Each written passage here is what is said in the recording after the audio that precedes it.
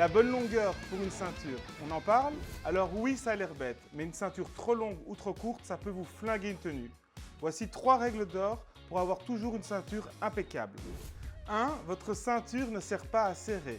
Elle est posée sur le pantalon qui lui est déjà à votre taille.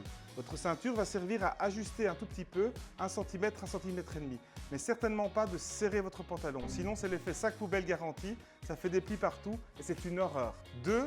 Quand vous bouclez votre ceinture, l'extrémité doit dépasser de maximum 5 à 10 cm après la boucle, c'est-à-dire entre le premier et le deuxième passant du pantalon. 3. Vous devez pouvoir boucler votre ceinture avec le trou du milieu. D'ailleurs, la longueur que l'on vous communique pour une ceinture est toujours la longueur entre l'extrémité de la boucle et le trou du milieu de la ceinture. Lorsque vous achetez une ceinture neuve, comment trouver la bonne taille? C'est très simple. Demandez d'abord au vendeur de mesurer votre tour de taille. Ensuite, demandez-lui de vous apporter la ceinture qui se rapporte le plus possible de votre tour de taille en arrondissant si possible vers le haut. En général, vous verrez, les ceintures fonctionnent par multiples de 5 cm.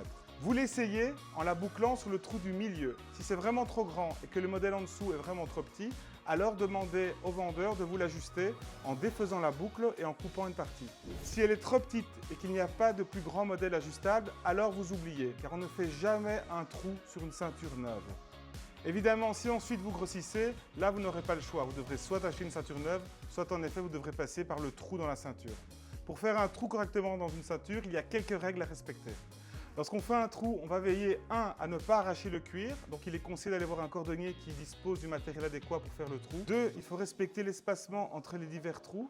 On ne fait pas un trou tout seul, loin des trous existants.